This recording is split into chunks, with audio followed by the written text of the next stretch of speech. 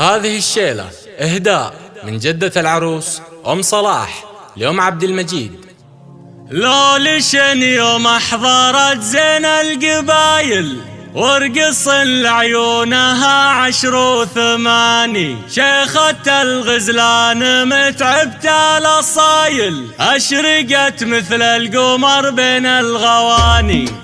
أقبلت أم العروسة والشك زايد بالبخور والعطور والتهاني. جتهم أم عبد المجيد التبختر كل خطوة في شموخ وفي تفاني. لو لشن يوم احضرت زين القبايل وارقص لعيونها 10 و8، شيخة الغزلان متعبة الاصايل اشرقت مثل القمر بين الغواني. الخشم والعين والمبسم هوايل والدلع والحسن فيها شيء ثاني. ترفة بالزين تعطيك الدلايل كنها ورد من الاغصان. مالي بنت ابوها الحر كسب الجمايل مصلح اللي له قدر وشاني. والعمام بفعلها النوماس طايل الخضر ريف العرب طيب المجاني. فواتها ام عبد العزيز الكريم وام ضي ما يغيرها الزمان. والخوالو نعم ذربين الخصايل لابت الصمان عز الكل عادي. ربعها الصمان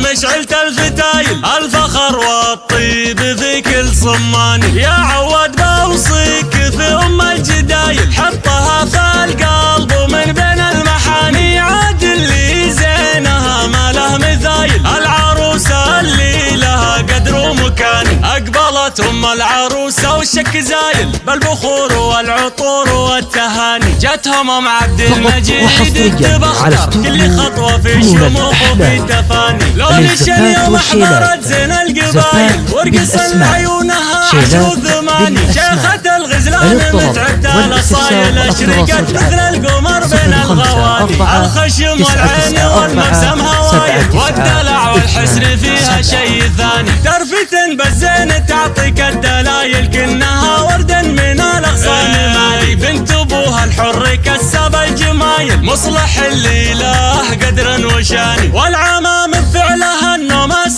طايل الخضر ريف العرب طيب المجاني. فواتها ام عبد العزيز الكريم وام ضي ما يغيرها الزمان. والخوالو نعم ذربين الخصايل لابت الصمان عز الكل عادي. ربعها الصمان مشعلة الفتايل الفخر والطيب في كل صمان. يا عواد بوصيك في ام الجدايل حطها في